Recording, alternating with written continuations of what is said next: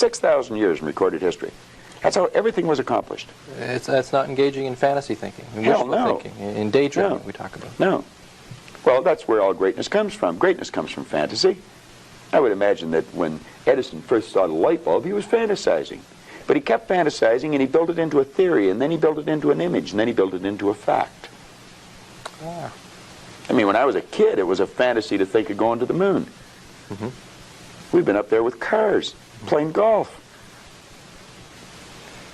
Okay, you mentioned in terms of success principles, attitude, this business of attitude. Attitude. It takes in the way you think, the way you feel, and the way you act.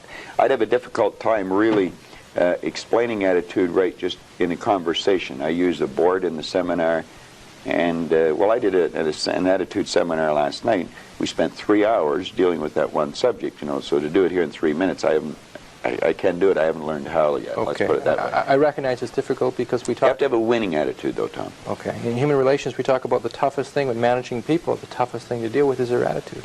That's right. That's almost impossible. And that's the one thing where management falls down. But we can't change people's attitudes. Well, nobody can change another person's attitude. The only attitude we can change is our own.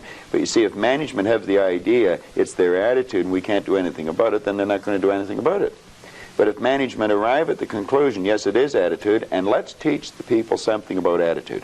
Let's teach them something about themselves. Let's make them realize that they're worth something, that they're valuable, that the greatest resource we've got.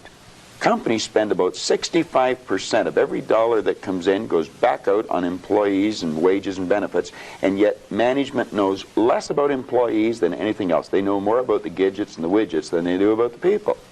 Okay, so your suggestion is we develop a winning attitude. Absolutely. Can you define that for me, first of all? What is a winning attitude? Well, if we can understand, let me digress for a second. The whole universe operates by laws, and there's a law of opposites. It's called the law of polarity.